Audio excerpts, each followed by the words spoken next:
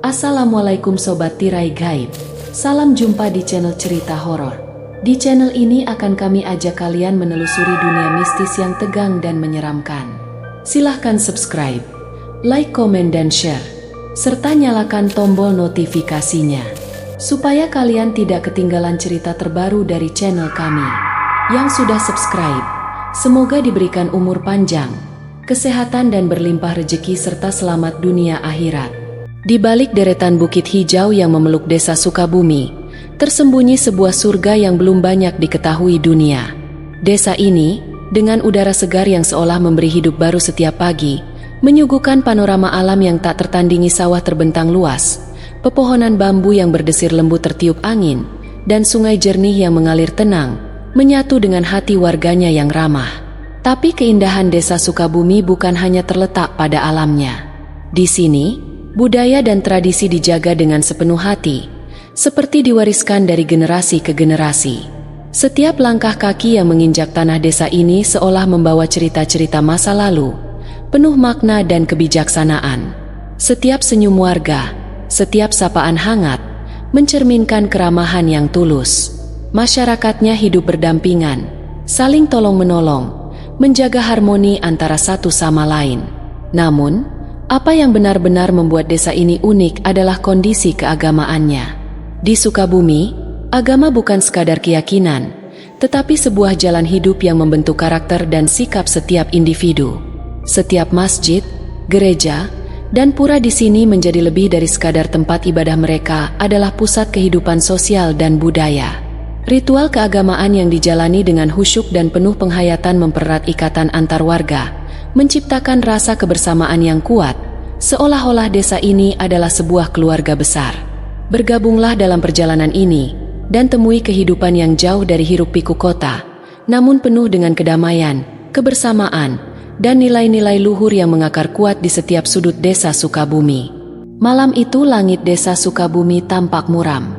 Bukan karena hujan, melainkan karena awan tebal menggantung seperti kabut tipis yang turun pelan dari bukit. Dingin menjalar sejak sore membuat penduduk desa enggan keluar rumah selepas maghrib. Lampu-lampu rumah redup tertutup tirai rapat. Di jalan setapak berkerikil itu hanya terdengar suara jangkrik dan desir angin dari sela-sela pohon bambu yang berjajar di sepanjang jalan utama desa. Di tempat lain, di ujung gang sempit yang mengarah ke jalan lintas, tampak seorang pemuda berjalan terburu-buru. Namanya Riko, usia 29 tahun, pekerja gudang di kota, yang akan pulang kampung menjenguk ibunya yang sedang sakit. Riko sebenarnya sudah tinggal di Surabaya selama 8 tahun. Tapi sesekali ia pulang, terutama saat ada kabar seperti ini. Hari itu, karena pekerjaan di gudang beres lebih lambat dari biasanya, Riko terpaksa menumpang bus terakhir yang menuju Malang. Tapi sayang, dari terminal Malang ke desanya tak ada lagi angkutan umum. Jam menunjukkan pukul 20.30 malam ketika ia turun dari bus membawa tas punggung besar dan wajah lelah. Terminal sudah mulai sepi. Hanya ada beberapa pedagang gorengan dan 2 tukang ojek yang sedang duduk-duduk. "Ada ojek yang ke Sukabumi, Pak?" tanya Riko dengan sopan. Salah satu tukang ojek yang memakai jaket kulit tua dan topi kupluk menggeleng pelan. "Wah, udah malam, Mas. Kesana jauh dan jalannya sepi. Biasanya gak ada yang mau ngantar jam segini." Riko mengangguk lesu. Ia mencoba menghubungi temannya di desa tapi sinyal lemah. Tak ada balasan. Beberapa menit berlalu dan ketika Riko nyaris pasrah hendak mencari tempat menginap di terminal, datanglah seseorang mengendarai motor bebek tua. Motor itu pelan. Suaranya bergerak-gerak seperti rantai kendor. Orang itu berhenti tepat di depan Riko lalu membuka helmnya. Wajahnya ramah. Sekitar 40 tahunan. Kulit sawo matang, senyumnya hangat.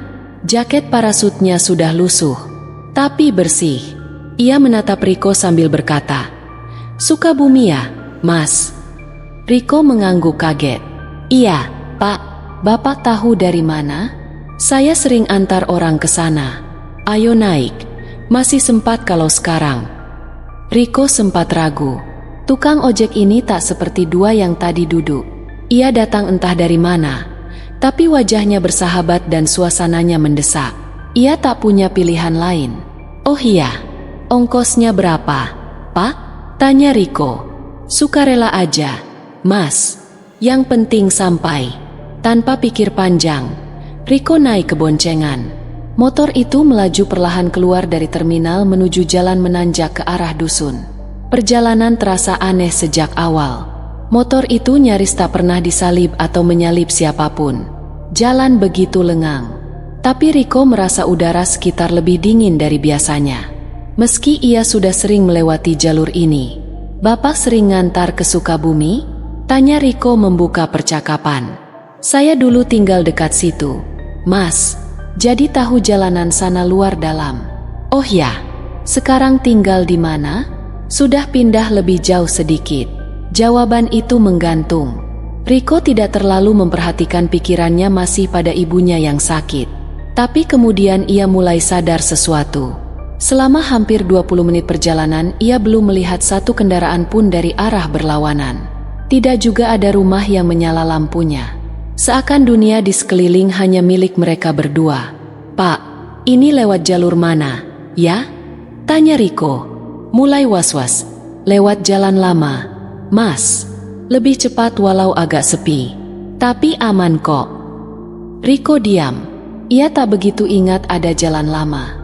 Tapi ia pikir mungkin memang ada jalur alternatif yang tak sering dilewati. Ia mencoba memotret jalanan, tapi ponselnya tiba-tiba mati. Padahal sebelumnya masih 32%. Ia menepuk-nepuk ponselnya lalu menyimpannya kembali. Aneh, gumamnya. Sementara itu, motor terus melaju. Sekitar 5 menit kemudian, mereka melewati jembatan kayu kecil di atas sungai dangkal. Riko sangat mengenali jembatan itu. Ia tahu bahwa itu artinya mereka sudah dekat dengan dusunnya. Tapi satu hal membuatnya terdiam. Jembatan itu menurut ingatannya sudah roboh tahun lalu. Hatinya mulai tak tenang. Ia menoleh ke kanan dan ke kiri dan semakin menyadari bahwa rute yang dilewati terasa asing. Bukannya mendekati dusun, mereka justru seakan mengelilingi perbukitan. Jalan itu semakin sunyi. Bahkan suara jangkrik pun menghilang. Pak, yakin ini jalan ke Sukabumi? Tanya lagi. Kali ini dengan nada lebih tegas. Sang pengendara tak menjawab langsung. Hanya senyum kecil dari kaca spion yang terlihat. Kemudian ia berkata pelan. Tenang saja, Mas. Saya tahu jalannya. Riko menggigit bibir. Nalurinya mulai bicara. Tapi ia sudah terlalu jauh. Mau loncat dari motor pun tidak mungkin. Lalu tiba-tiba di satu tikungan tajam motor itu berhenti. Di depan mereka ada jalan menurun yang dikelilingi pohon-pohon besar. Kabut mulai turun dari atas bukit pelan tapi tebal. Keduanya turun dari motor memandang ke jalan di depan. Mas Riko, sampai sini aja saya bisa ngantarnya. Katanya pelan dengan suara yang agak berubah. Lebih berat, lebih dalam. Riko terperanjat. Loh, kok Bapak tahu nama saya?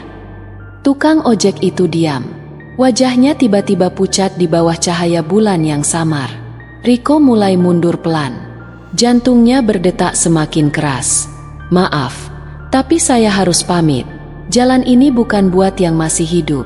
Riko menatap tajam. Apa maksud Bapak? Tukang ojek itu tersenyum. Senyum yang tidak sama seperti awal tadi. Lalu ia melangkah mundur menyalakan motornya kembali. Dan dengan suara mesin yang lebih pelan dari biasanya, ia pun pergi menyusuri kabut lalu hilang. Tanpa jejak, Riko berdiri di tengah jalan sepi tak percaya dengan apa yang barusan terjadi. Tak ada sinyal, tak ada cahaya, hanya dingin yang perlahan merayap hingga ke tengkuknya. Riko berdiri mematung di tengah jalan setapak yang menurun diapit pohon-pohon besar yang batangnya ditutupi lumut. Kabut kian tebal. Nafasnya memburu bukan karena lelah, tapi karena takut yang mulai menggulung pelan-pelan. Langkahnya berat saat ia mulai menyusuri jalan yang hanya diterangi cahaya rembulan samar. Tak ada sinyal, tak ada suara motor, tak ada siapapun. Hanya ia sendiri di antara bau tanah basah dan udara dingin yang menusuk. Riko menoleh ke belakang berharap tukang ojek itu kembali. Tapi kosong hening. Bahkan suara hewan malam pun menghilang seolah semesta menahan nafas. Ia mencoba tetap tenang dan melanjutkan perjalanan. Sukabumi harusnya tinggal beberapa kilometer. Pikirnya meyakinkan diri. Kalau terus turun harusnya sampai di pertigaan ladang. Namun semakin ia berjalan, suasana sekitar semakin tak masuk akal. Jalan setapak itu seperti tak berujung, membelok terus ke kiri lalu ke kanan. Kemudian naik sedikit lalu turun lagi. Padahal dari perasaannya seharusnya jalan menuju dusun hanya satu arah menurun konstan seolah ia disesatkan. Riko mulai merasa kepalanya berat. Entah karena dingin atau karena panik ia merasa seperti berjalan di tempat lalu duduk di batu pinggir jalan menenangkan diri. Beberapa saat kemudian ia mendengar suara pelan seperti suara langkah atau ranting patah dari arah dalam hutan. Ia berdiri menajamkan telinga. "Halo," panggilnya pelan. Tak ada jawaban. Ia mundur pelan-pelan. Tapi tiba-tiba dari balik pepohonan muncul seorang lelaki tua mengenakan baju lurik dan ikat kepala batik. Membawa tongkat bambu dan senter kecil yang menggantung di lehernya. Riko kaget tapi lega. "Pak, saya tersesat mau ke Sukabumi." Orang tua itu menatap Riko lama sebelum akhirnya mengangguk. "Kamu dari mana?" "Saya dari terminal, Pak. Barusan naik ojek, tapi diturunkan di sini." Wajah lelaki tua itu berubah. Sorot matanya tajam. "Ojek? Di jam segini lewat jalan ini?" Riko mengangguk. Orang tua itu bergumam pelan. "Sudah lama tak ada yang lewat sini." "Maksud Bapak?" alih-alih menjawab. Orang tua itu memberi isyarat agar Riko mengikutinya. Mereka berjalan tak jauh lalu tiba di sebuah saung kecil di tepi hutan berdinding anyaman bambu dengan lampu minyak redup di dalamnya. Di dalam saung itu ada termos air panas dan sebakul singkong rebus. Lelaki tua itu mempersilakan Riko duduk lalu menuangkan teh hangat. "Saya namanya Pak Sarwan," katanya kemudian. "Saya juru kunci hutan di sini." Riko mengangguk, masih gemetar sedikit. "Saya Riko, Pak. Tadi naik ojek dari terminal. Tapi bapaknya aneh seperti tahu saya mau ke Sukabumi. Terus dia tahu nama saya." Pak Sarwan diam cukup lama. Matanya menatap dinding bambu. Lalu ia berkata pelan, "Mas, coba jelaskan ciri-ciri tukang ojek itu." Riko pun menggambarkan penampilan tukang ojek itu. Jaket parasut lusuh, motor bebek tua, wajahnya ramah dan bersih berumur sekitar 40-an. Saat Riko sampai pada detail motor tua berderak dan rute aneh yang mereka lewati, Pak Sarwan mengangguk lambat. "Apa motornya berwarna merah pudar?" tanya Pak Sarwan. Tiba-tiba Riko kaget. "Iya betul Pak." Pak Sarwan menghela napas. "Kalau begitu kamu barusan diantar Mas Damar." Riko mengernyit. "Siapa itu?" Pak Sarwan menatap Riko lama seolah menimbang-nimbang. Lalu ia berkata pelan, "Mas Damar dulu tukang ojek yang terkenal ramah di Malang, sering nganter orang ke desa-desa yang susah dijangkau. Sukabumi itu jalur favoritnya. Tapi dia hilang sekitar 5 tahun lalu. Kecelakaan tunggal. Motor tua merahnya ditemukan masuk jurang. Tapi anehnya jasadnya tak pernah ditemukan. Hanya motornya yang ringsek. Itu pun tak ada yang tahu kapan tepatnya dia mengalami kecelakaan. Tapi kenapa tidak ditelusuri lebih jauh lagi pencarian jasad Mas Damar?" tanya Riko penasaran. Mas Damar hidup sebatang kara setelah kepergian orang tuanya dan dia tak memiliki saudara di sini. Jadi mungkin tak ada yang begitu mempedulikan kejadian itu. Riko terdiam. Darahnya seperti berhenti mengalir sejenak. Suara detak jantungnya sendiri terdengar di telinga. Sejak itu banyak cerita soal orang-orang yang katanya masih diantar oleh Mas Damar, terutama kalau mereka benar-benar butuh pertolongan. Tapi rutenya bukan rute biasa. Mereka dibawa ke tempat yang sepi, diturunkan, lalu ditinggal. Riko bergetar. "Tapi kenapa saya juga?" Pak Sarwan mengangguk pelan. "Mungkin karena kamu panik, butuh tumpangan, dan enggak ada yang lain." Dia bantu. "Tapi memang siapapun yang diantar harus bisa pulang sendiri." Hening panjang, Riko memandang lantai anyaman bambu yang bergemetar halus oleh angin. Dadanya sesak bukan karena takut, tapi karena kenyataan bahwa ia mungkin barusan ditolong oleh seseorang yang seharusnya sudah tak ada. Pak Sarwan kemudian berdiri dan mengajak Riko bermalam di saung itu. Malam kian larut dan kabut semakin tebal.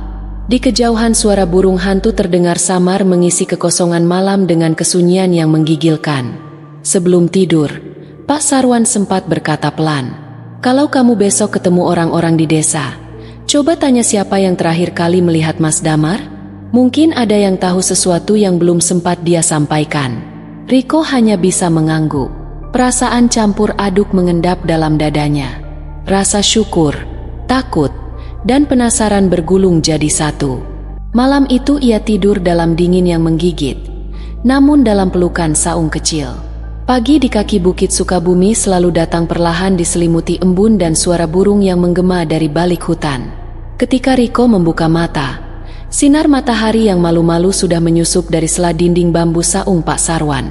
Suara rebusan air di tungku dan aroma singkong hangat membuat suasana terasa lebih manusiawi setelah malam panjang yang membingungkan.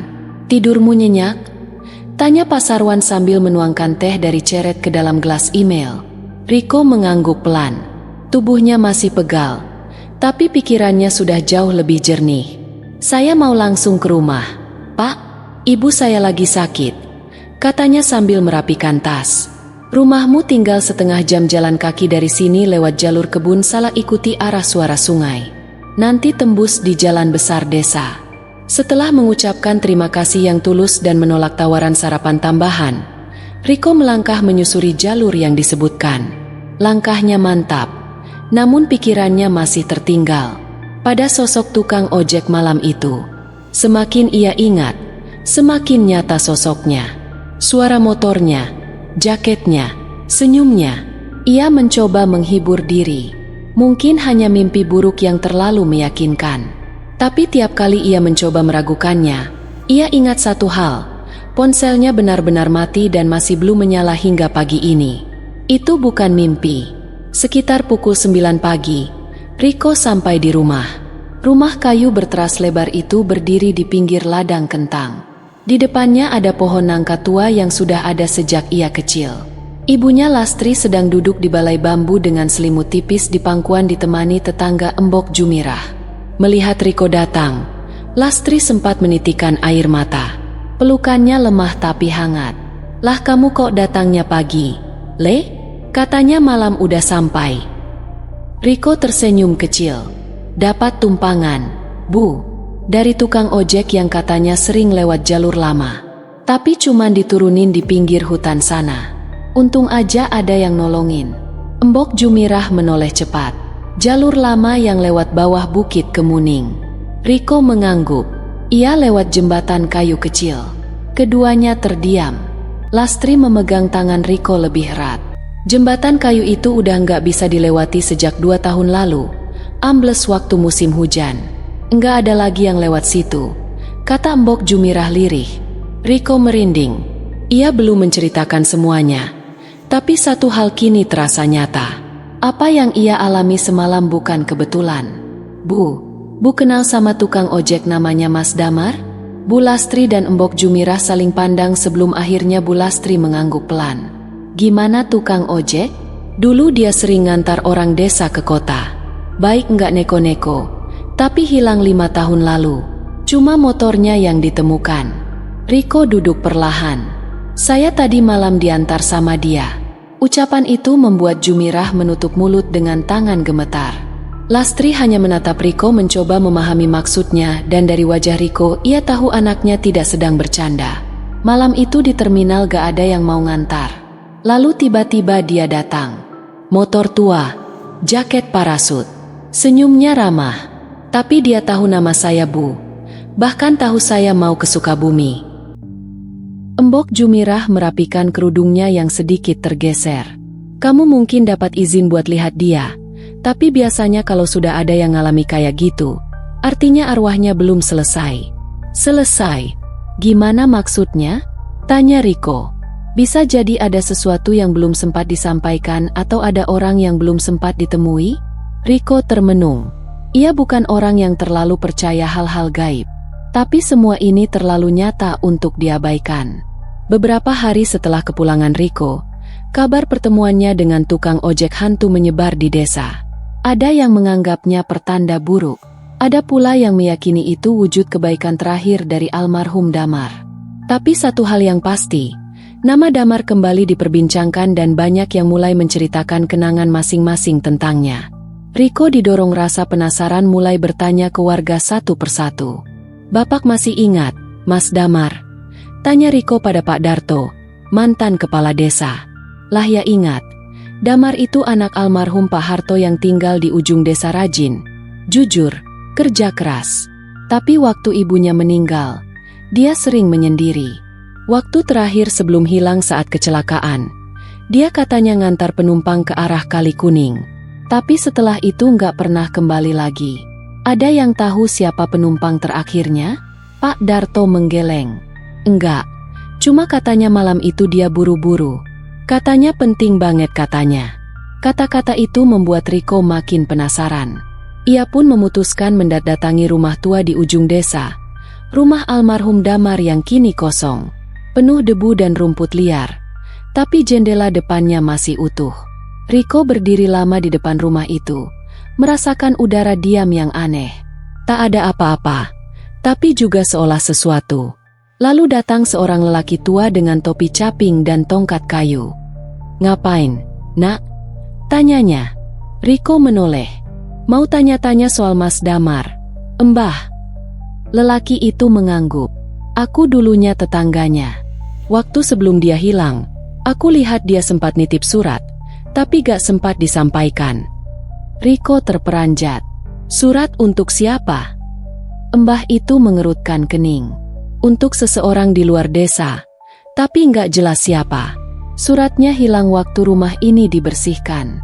Tapi dulu aku sempat baca sepenggal isinya permintaan maaf dan bilang, semoga suatu hari bisa ketemu meskipun terlambat." Kalimat itu menusuk Riko dalam-dalam. "Mas Damar punya saudara?" tanya Riko. "Enggak punya, tapi pernah dekat sama perempuan dari desa seberang. Gak ada yang tahu siapa pasti. Katanya gadis itu udah pindah sejak lama." Riko tahu saat itu ia tidak bisa membiarkan cerita ini berhenti di sini. Ada yang belum selesai dan mungkin kehadirannya yang dipilih untuk diantar bukanlah kebetulan semata. Malam kelima sejak kepulangan Riko menjadi malam yang paling berat. Entah kenapa, setiap mendekati tengah malam suara motor tua terdengar samar di luar rumah. Hanya sebentar lalu hilang seperti terhisap kabut. Pertama, Riko kira itu halusinasi. Tapi ketika suara itu terdengar untuk ketiga kalinya, ibunya pun mengaku mendengarnya juga. Seperti suara motornya Mas Damar dulu, bisik Lastri dengan mata menerawang keluar jendela. Riko tak menjawab. Ada dorongan kuat di dalam hatinya. Malam itu setelah semua tidur, ia diam menyiapkan tas kecil, membawa senter, dan menyusuri jalan setapak ke arah bukit. Bukan karena penasaran semata, tapi karena rasa bahwa ia harus melakukan ini. Ia melewati ladang-ladang kentang yang sunyi, lalu kebun kopi yang mengeluarkan bau tanah lembab. Kabut turun lagi seperti malam saat ia diantar dulu. Ia mengikuti jalan menuju Kali Kuning, tempat terakhir Mas Damar dikabarkan kecelakaan dan menghilang. Langit cerah, bulan separuh menggantung pucat di balik dahan. Riko melintasi jembatan kayu kecil yang ternyata masih ada. Walau sudah rapuh dan licin, jantungnya berdetak lebih cepat. Suasana seperti deja vu. Sekitar pukul dini hari, Riko sampai di kaki Bukit Kemuning, tempat yang jarang dijamah orang. Banyak yang percaya bahwa di balik bukit itu ada jalur lama yang pernah jadi pintasan menuju desa seberang. Jalur yang kini telah ditelan hutan. Di tengah jalan setapak yang menanjak, Riko melihat cahaya samar. Bukan dari senter, tapi dari lampu motor merah tua. Diam tak jauh dari batu besar yang ditumbuhi lumut tebal. Riko merunduk, tubuhnya kaku. Tapi bukan rasa takut yang menguasai, melainkan rasa terhubung yang aneh. Sosok pria itu berdiri di samping motor membelakangi Riko. Jaket parasutnya berkibar pelan. Tubuhnya tak berbayang, tapi tidak pula tembus pandang seperti nyata, seperti hidup. "Mas." Suara Riko bergetar. Pria itu menoleh perlahan. "Mas Damar." Wajahnya pucat tapi tenang. Senyumnya sama seperti malam itu. "Kenapa harus saya?" tanya Riko lirih. Mas Damar menatapnya sejenak lalu menunjuk ke arah atas bukit. "Di sana masih ada yang belum tahu aku nggak pernah pulang." Riko mengikuti arah jari itu. Di atas bukit terlihat cahaya rumah kecil seperti pondok atau warung lama. Cahaya itu redup tapi nyata. Tanpa berkata apa-apa lagi, Mas Damar berjalan ke arah sana. Riko mengikutinya. Langkah mereka tenang. Sepanjang jalan, Riko mendengar suara gemerisik dedaunan diselingi bisikan lirih. Tapi ia tak berani menoleh. Mereka sampai di depan pondok yang hampir runtuh. Atapnya bolong, pintu kayunya miring. Tapi di dalam pondok tampak seorang perempuan tua duduk di kursi kecil menatap api kecil di tungku. Perempuan itu berbalik ketika mendengar langkah mereka. Matanya terbelalak. Damar. Suaranya tercekat. Mas Damar berhenti di depan pintu. Tak masuk, tak bicara, hanya menunduk. Riko berdiri di belakangnya. Tubuhnya gemetar. Ia menyadari ini bukan dunia yang ia kenal. Tapi ia masih diizinkan ada di sini menjadi saksi. Perempuan tua itu berdiri. Matanya mulai basah. Kamu gak pernah pulang, men. Kamu ninggalin semua tanpa pamit. Tiba-tiba Riko merasa tubuhnya berat. Kakinya dingin. Udara makin tipis. Tapi ia tetap berdiri. Mas Damar perlahan mengangkat wajah. Senyumnya tipis. Tangannya menunjuk ke langit malam. Aku pulang. Tapi jalanku beda. Embok Jumirah merapikan kerudungnya yang sedikit tergeser. Kamu mungkin dapat izin buat lihat dia. Tapi biasanya kalau sudah ada yang ngalami kayak gitu, artinya arwahnya belum selesai. Selesai? Gimana maksudnya? Tanya Riko. Bisa jadi ada sesuatu yang belum sempat disampaikan atau ada orang yang belum sempat ditemui? Riko termenung. Ia bukan orang yang terlalu percaya hal-hal gaib. Tapi semua ini terlalu nyata untuk diabaikan. Beberapa hari setelah kepulangan Riko, kabar pertemuannya dengan tukang ojek hantu menyebar di desa. Ada yang menganggapnya pertanda buruk. Ada pula yang meyakini itu wujud kebaikan terakhir dari almarhum Damar. Tapi satu hal yang pasti, nama Damar kembali diperbincangkan dan banyak yang mulai menceritakan kenangan masing-masing tentangnya. Riko didorong rasa penasaran mulai bertanya ke warga satu persatu. Bapak masih ingat, Mas Damar? Tanya Riko pada Pak Darto, mantan kepala desa. Lah ya ingat, Damar itu anak almarhum Pak Harto yang tinggal di ujung desa rajin. Jujur, kerja keras. Tapi waktu ibunya meninggal, dia sering menyendiri. Waktu terakhir sebelum hilang saat kecelakaan, dia katanya ngantar penumpang ke arah Kali Kuning. Tapi setelah itu nggak pernah kembali lagi. Ada yang tahu siapa penumpang terakhirnya? Pak Darto menggeleng. Enggak, cuma katanya malam itu dia buru-buru. Katanya penting banget katanya. Kata-kata itu membuat Riko makin penasaran. Ia pun memutuskan mendatangi rumah tua di ujung desa. Rumah almarhum Damar yang kini kosong. Penuh debu dan rumput liar. Tapi jendela depannya masih utuh. Riko berdiri lama di depan rumah itu. Merasakan udara diam yang aneh. Tak ada apa-apa, tapi juga seolah sesuatu. Lalu datang seorang lelaki tua dengan topi caping dan tongkat kayu. Ngapain, nak? Tanyanya. Riko menoleh. Mau tanya-tanya soal Mas Damar. Embah. Lelaki itu mengangguk. Aku dulunya tetangganya. Waktu sebelum dia hilang, aku lihat dia sempat nitip surat, tapi gak sempat disampaikan. Riko terperanjat. Surat untuk siapa? Embah itu mengerutkan kening. Untuk seseorang di luar desa, tapi nggak jelas siapa. Suratnya hilang waktu rumah ini dibersihkan. Tapi dulu aku sempat baca sepenggal isinya permintaan maaf dan bilang, semoga suatu hari bisa ketemu meskipun terlambat. Kalimat itu menusuk Riko dalam-dalam. Mas Damar punya saudara? Tanya Riko. Enggak punya. Tapi pernah dekat sama perempuan dari desa seberang. Gak ada yang tahu siapa pasti. Katanya gadis itu udah pindah sejak lama. Riko tahu saat itu ia tidak bisa membiarkan cerita ini berhenti di sini. Ada yang belum selesai dan mungkin kehadirannya yang dipilih untuk diantar bukanlah kebetulan semata.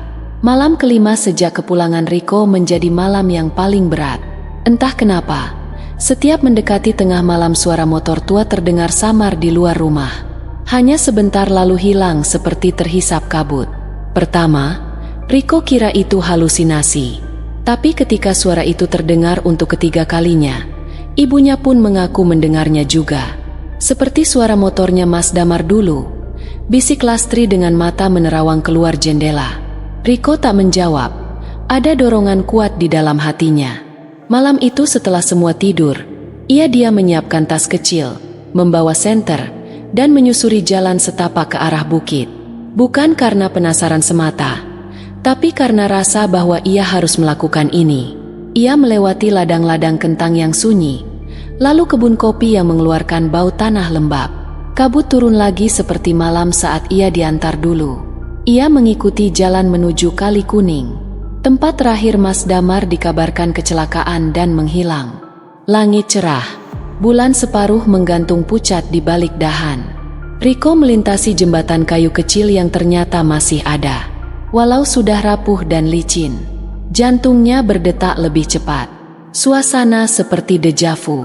Sekitar pukul dini hari, Riko sampai di kaki Bukit Kemuning, tempat yang jarang dijamah orang. Banyak yang percaya bahwa di balik bukit itu ada jalur lama yang pernah jadi pintasan menuju desa seberang. Jalur yang kini telah ditelan hutan. Di tengah jalan setapak yang menanjak, Riko melihat cahaya samar. Bukan dari senter, tapi dari lampu motor merah tua. Diam tak jauh dari batu besar yang ditumbuhi lumut tebal. Riko merunduk, tubuhnya kaku. Tapi bukan rasa takut yang menguasai, melainkan rasa terhubung yang aneh. Sosok pria itu berdiri di samping motor membelakangi Riko. Jaket parasutnya berkibar pelan. Tubuhnya tak berbayang, tapi tidak pula tembus pandang seperti nyata, seperti hidup. "Mas." Suara Riko bergetar. Pria itu menoleh perlahan. "Mas Damar." Wajahnya pucat tapi tenang. Senyumnya sama seperti malam itu. "Kenapa harus saya?" tanya Riko lirih. Mas Damar menatapnya sejenak lalu menunjuk ke arah atas bukit. "Di sana masih ada yang belum tahu aku nggak pernah pulang." Riko mengikuti arah jari itu. Di atas bukit terlihat cahaya rumah kecil seperti pondok atau warung lama. Cahaya itu redup tapi nyata. Tanpa berkata apa-apa lagi, Mas Damar berjalan ke arah sana. Riko mengikutinya. Langkah mereka tenang. Sepanjang jalan, Riko mendengar suara gemerisik dedaunan diselingi bisikan lirih. Tapi ia tak berani menoleh. Mereka sampai di depan pondok yang hampir runtuh. Atapnya bolong, pintu kayunya miring. Tapi di dalam pondok tampak seorang perempuan tua duduk di kursi kecil menatap api kecil di tungku. Perempuan itu berbalik ketika mendengar langkah mereka. Matanya terbelalak. "Damar." Suaranya tercekat. Mas Damar berhenti di depan pintu. Tak masuk, tak bicara, hanya menunduk. Riko berdiri di belakangnya. Tubuhnya gemetar. Ia menyadari ini bukan dunia yang ia kenal. Tapi ia masih diizinkan ada di sini menjadi saksi. Perempuan tua itu berdiri. Matanya mulai basah. "Kamu gak pernah pulang, men. Kamu ninggalin semua tanpa pamit." Tiba-tiba Riko merasa tubuhnya berat. Kakinya dingin, udara makin tipis. Tapi ia tetap berdiri. Mas Damar perlahan mengangkat wajah. Senyumnya tipis. Tangannya menunjuk ke langit malam. "Aku pulang, tapi jalanku beda." Perempuan itu menangis. Air matanya jatuh satu persatu. Tangannya gemetar. Ia meraba ke depan, tapi tidak menyentuh apapun. Hanya udara kosong.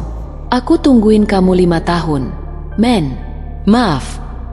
Hanya itu kata yang keluar dari mulut Mas Damar. Lalu ia berbalik perlahan menatap Riko sebentar. Matanya tenang. "Terima kasih sudah mengantarku sampai sini." Dan dalam satu kedipan mata sosok itu menghilang. Tidak membaur, hanya hilang. Pondok itu pun pelan-pelan redup seperti lampu yang dipadamkan. Riko jatuh terduduk.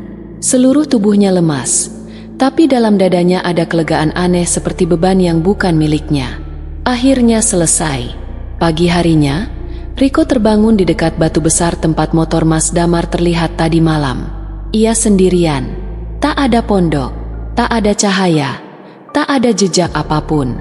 Tapi di dekat kakinya ada benda kecil. Sebuah plat motor berkarat terbelah setengah. Tulisan yang masih terbaca R2378 nih. Riko memegang plat itu pelan. Air matanya tak sadar menetes bukan karena takut, tapi karena mengerti bahwa ada jiwa yang tersesat telah menemukan jalannya pulang.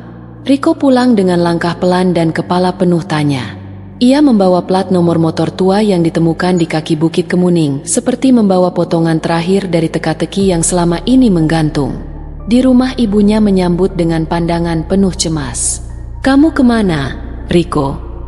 Riko hanya menjawab lirih, "Menemani Mas Damar pulang." Lastri terdiam. Ia tidak minta penjelasan lebih lanjut.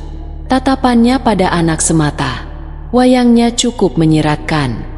Ia tahu ada hal-hal yang tak bisa dijelaskan dengan kata-kata dan kadang memang tidak perlu dijelaskan. Riko menyimpan plat nomor itu di dalam kotak kayu kecil bersama benda-benda kenangan milik ayahnya. Bukan sebagai simbol mistis, tapi sebagai penanda bahwa malam itu benar terjadi. Bahwa ia bukan sekedar mengantar arwah, tapi juga menyelesaikan satu kisah yang tertunda. Beberapa hari kemudian, Riko pergi menemui Pak Darto dan Mbah Sarwan, dua sesepuh desa yang dulu dekat dengan keluarga Mas Damar. Ia menceritakan semua yang dialaminya dari perjalanan malam pertemuan di Bukit Kemuning, hingga sosok perempuan tua di pondok yang mengaku menunggu Damar bertahun-tahun. Mereka terdiam lama. Mbah Sarwan menghela napas dalam-dalam lalu berkata, "Kalau benar begitu berarti kamu ketemu Mbah Sima. Dia itu dulu semacam ibu angkat Damar. Mereka bukan saudara kandung tapi dekat seperti anak dan ibu." "Dulu Mas Damar sering mampir ke rumah itu?" tanya Riko. Pak Darto mengangguk. "Waktu masih muda, sering bantu-bantu di sana. Setelah dewasa makin jarang.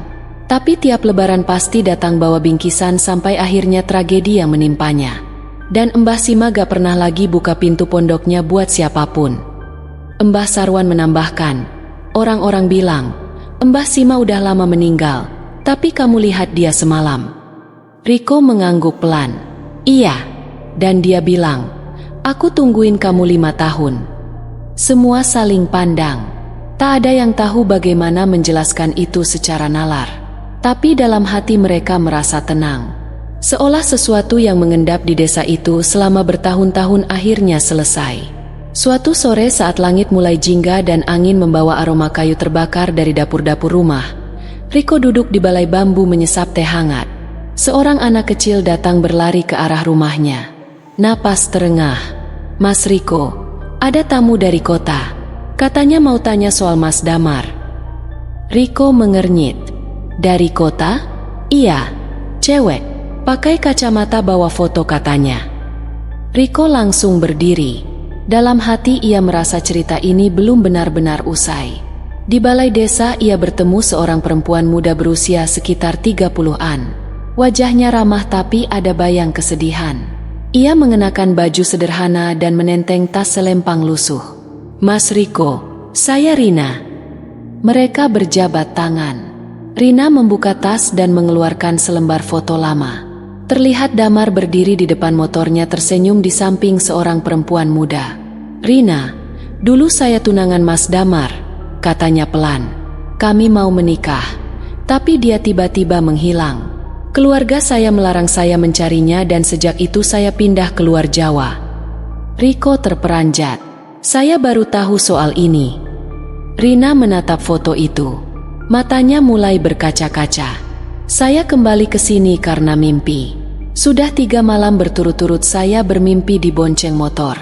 Tapi saya gak bisa lihat wajahnya. Hanya tahu rasanya hangat dan aman. Seperti dulu." Riko duduk pelan. Mas Damar sudah pulang, tapi jalannya lewat jalur lain. Rina menatap Riko. Mereka berdua tidak butuh banyak kata untuk mengerti maksudnya. Riko mengambil kotak kecil dari rumahnya dan menyerahkan plat nomor itu. "Dia ingin kamu tahu bahwa kamu bukan dilupakan, hanya tertunda." Rina menangis pelan. Tangannya memegang plat nomor itu erat. Seolah benda itu membawa lebih banyak rasa daripada sekadar kenangan. Dan di luar balai desa, angin sore bertiup lembut seperti bisikan terima kasih dari seseorang yang akhirnya bisa benar-benar pulang. Beberapa hari kemudian, Riko pergi menemui Pak Darto dan Mbah Sarwan, dua sesepuh desa yang dulu dekat dengan keluarga Mas Damar. Ia menceritakan semua yang dialaminya dari perjalanan malam pertemuan di Bukit Kemuning, hingga sosok perempuan tua di pondok yang mengaku menunggu Damar bertahun-tahun. Mereka terdiam lama. Mbah Sarwan menghela napas dalam-dalam lalu berkata, "Kalau benar begitu berarti kamu ketemu Mbah Sima. Dia itu dulu semacam ibu angkat Damar. Mereka bukan saudara kandung tapi dekat seperti anak dan ibu." Dulu Mas Damar sering mampir ke rumah itu, tanya Riko. Pak Darto mengangguk. Waktu masih muda, sering bantu-bantu di sana. Setelah dewasa makin jarang. Tapi tiap lebaran pasti datang bawa bingkisan sampai akhirnya tragedi yang menimpanya. Dan Mbah Sima gak pernah lagi buka pintu pondoknya buat siapapun. Mbah Sarwan menambahkan, orang-orang bilang, Mbah Sima udah lama meninggal, tapi kamu lihat dia semalam. Riko mengangguk pelan. Iya.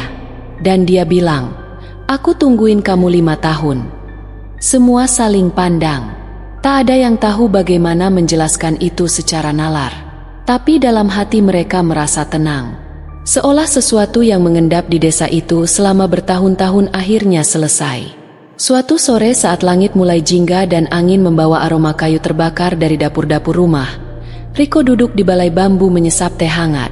Seorang anak kecil datang berlari ke arah rumahnya. Napas terengah. Mas Riko, ada tamu dari kota. Katanya mau tanya soal Mas Damar. Riko mengernyit. Dari kota? Iya, cewek, pakai kacamata bawa foto katanya. Riko langsung berdiri. Dalam hati ia merasa cerita ini belum benar-benar usai. Di balai desa ia bertemu seorang perempuan muda berusia sekitar 30-an. Wajahnya ramah tapi ada bayang kesedihan. Ia mengenakan baju sederhana dan menenteng tas selempang lusuh. Mas Riko, saya Rina. Mereka berjabat tangan. Rina membuka tas dan mengeluarkan selembar foto lama. Terlihat Damar berdiri di depan motornya tersenyum di samping seorang perempuan muda. Rina, dulu saya tunangan Mas Damar, katanya pelan.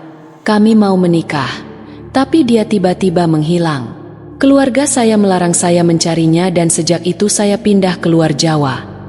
Riko terperanjat. Saya baru tahu soal ini. Rina menatap foto itu. Matanya mulai berkaca-kaca. Saya kembali ke sini karena mimpi. Sudah 3 malam berturut-turut saya bermimpi dibonceng motor. Tapi saya gak bisa lihat wajahnya. Hanya tahu rasanya hangat dan aman. Seperti dulu. Riko duduk pelan. Mas Damar sudah pulang. Tapi jalannya lewat jalur lain. Rina menatap Riko. Mereka berdua tidak butuh banyak kata untuk mengerti maksudnya. Riko mengambil kotak kecil dari rumahnya dan menyerahkan plat nomor itu. Dia ingin kamu tahu bahwa kamu bukan dilupakan hanya tertunda. Rina menangis pelan. Tangannya memegang plat nomor itu erat. Seolah benda itu membawa lebih banyak rasa daripada sekadar kenangan. Dan di luar balai desa, angin sore bertiup lembut seperti bisikan terima kasih dari seseorang yang akhirnya bisa benar-benar pulang. Beberapa hari setelah pertemuan dengan Rina, suasana di desa Sukabumi terasa lebih lengang. Bukan karena sesuatu yang menyeramkan. Justru sebaliknya, seperti sebuah ketegangan panjang yang akhirnya menguap. Seperti satu pintu yang selama ini tertutup, kini perlahan terbuka dan dibiarkan angin melintas dengan bebas. Riko dan Rina memutuskan untuk mengunjungi satu tempat terakhir. Jalan setapak yang dulu dilalui Mas Damar sebelum ia hilang. Jalur itu kini nyaris ditelan rerumputan dan perdu. Tapi langkah kaki Riko seperti tahu kemana harus melangkah dan Rina mengikutinya tanpa banyak tanya. Mereka sampai di sebuah cekungan tanah di sisi bukit. Di situ tertimbun dalam semak dan akar pohon. Mereka menemukan rangka motor tua. Sisa kerangka besi berkarat, remuk, dan ditelan waktu. Tidak utuh, tapi cukup untuk dikenali. Riko hanya berdiri diam. Ia tidak terkejut. Bagian dari dirinya sudah menduga. Aku rasa Mas Damar tidak pernah meninggalkan desa ini jauh-jauh, katanya pelan. Rina menunduk mengelus bagian jok yang masih bisa disentuh. Dia mencoba pulang, tapi mungkin kecelakaan di sini, gumamnya. Dan sejak itu tak ada yang benar-benar tahu di mana dia. Mereka tidak menggali lebih jauh, tidak melapor, tidak membawa apa-apa, hanya menandai tempat itu dengan seikat ilalang dan menabur bunga kecil. Karena mereka tahu jasad mungkin tertinggal, tapi jiwa Mas Damar sudah lebih dulu kembali. Beberapa minggu berlalu, Rina memutuskan kembali ke kota tempat ia tinggal dan bekerja sebagai pengajar. Tapi sebelum pergi, ia datang ke rumah Riko untuk berpamitan. "Aku gak tahu ini pertemuan atau perpisahan emas," kata Rina sambil tersenyum kecil. "Tapi aku percaya ada alasan kenapa kita dipertemukan lewat seseorang yang sudah lama pergi." Riko mengangguk. "Kadang yang sudah pergi justru menghubungkan kita dengan hal-hal baru." Rina menatapnya sejenak lalu membuka tas kecilnya dan menyerahkan sesuatu. Foto Mas Damar muda dengan motornya kini sudah dibingkai kayu sederhana. "Simpan ini, mungkin bisa jadi pengingat bahwa perjalanan kita nggak selalu harus masuk akal, tapi harus dijalani dengan hati." Riko menerima foto itu dengan tenang. Tak banyak kata. Sore itu Rina pergi, tapi bukan dalam suasana sedih. Justru seperti seorang peziarah yang telah menyampaikan doanya. Malam harinya, Riko duduk sendirian di beranda. Lampu minyak redup menyala dan di sampingnya, foto Mas Damar berdiri diam dalam bingkai kayu. Dari kejauhan samar, terdengar suara motor tua pelan lalu menghilang. Riko tersenyum kecil. Ia tidak bangkit, tidak mencari. Ia tahu itu bukan untuk ditakuti, bukan untuk diburu, tapi untuk dikenang. Sebuah tumpangan terakhir yang tak pernah membawa maut, tapi justru menghantar pulang mereka yang tersesat. Beberapa bulan berlalu sejak Riko menerima foto Mas Damar yang diberikan oleh Rina. Desa Sukabumi kini terasa lebih damai, meski sesekali suara motor tua itu terdengar samar, entah datang dari mana. Riko semakin mendalami kehidupannya, fokus pada pekerjaannya dan perawatan ibunya yang semakin membaik. Meski hidupnya perlahan kembali normal, pertemuannya dengan Mas Damar tetap menghantui pikiran Riko, seolah masih ada yang mengikatnya pada kejadian itu. Suatu hari, ketika Riko sedang duduk di beranda rumah, seorang lelaki muda mendekatinya. Pemuda itu mengenakan jaket kulit dan membawa tas ransel. Wajahnya tampak bingung, seperti orang yang baru pertama kali datang ke desa ini. "Mas Riko?" tanya pemuda itu dengan suara ragu. Riko menatapnya sebentar sebelum mengangguk. "Iya, ada yang bisa saya bantu?" "Nama saya Ardi. Saya dengar dari orang-orang, Mas Riko pernah ketemu dengan seseorang yang sudah lama hilang." "Mas Damar, kan?" Ardi bertanya dengan hati-hati, seolah takut jika salah bicara. Riko terkejut, jantungnya berdegup lebih kencang. "Damar?" ulangnya, suaranya hampir tak terdengar. "Kenapa kamu tahu tentang Mas Damar?" Ardi menghela napas, mencoba mengumpulkan kata-kata. Saya adalah anak dari teman dekat almarhum Damar. Nama ibu saya adalah Siti. Dia dulu adalah kekasih Damar sebelum dia menghilang. Saya datang ke sini untuk mencari tahu lebih banyak tentangnya." Riko memandang Ardi, tak tahu harus berkata apa. Wajah pemuda itu mencerminkan kesedihan yang dalam. Riko tahu, tidak ada yang bisa menjelaskan tentang kejadian itu, kecuali rasa hati yang tidak bisa dijelaskan dengan kata-kata. "Apakah ibu kamu tahu kalau Damar masih ada di sekitar sini?" tanya Riko dengan pelan. Ardi mengangguk. "Ibu sering bermimpi tentang Damar. Dia bilang, Damar belum benar-benar pergi, dan dia merasa ada sesuatu yang belum terselesaikan." Riko menarik napas dalam-dalam, berpikir sejenak. "Ada banyak hal yang tak bisa dijelaskan, Ardi.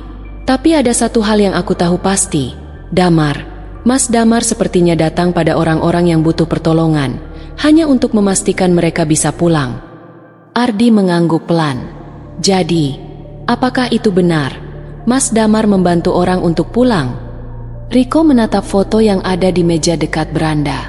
Foto itu adalah gambar Mas Damar dengan motornya, yang kini dibingkai rapi. Dia memang membantu, tapi bukan hanya untuk menyelesaikan perjalanan fisik. Kadang, apa yang dibutuhkan bukanlah perjalanan panjang, melainkan kedamaian. Ardi terdiam, menatap jalan setapak di depan rumah Riko, seolah mencoba mencari sesuatu yang tak terlihat, namun terasa ada di udara. "Mas Riko, Apakah kamu percaya bahwa terkadang orang yang sudah pergi tidak benar-benar meninggalkan kita? Mereka hanya menunggu waktu yang tepat untuk kembali. Tanya Ardi. Nada suaranya penuh harapan dan keraguan. Riko menoleh ke Ardi. Matanya lembut. Aku percaya.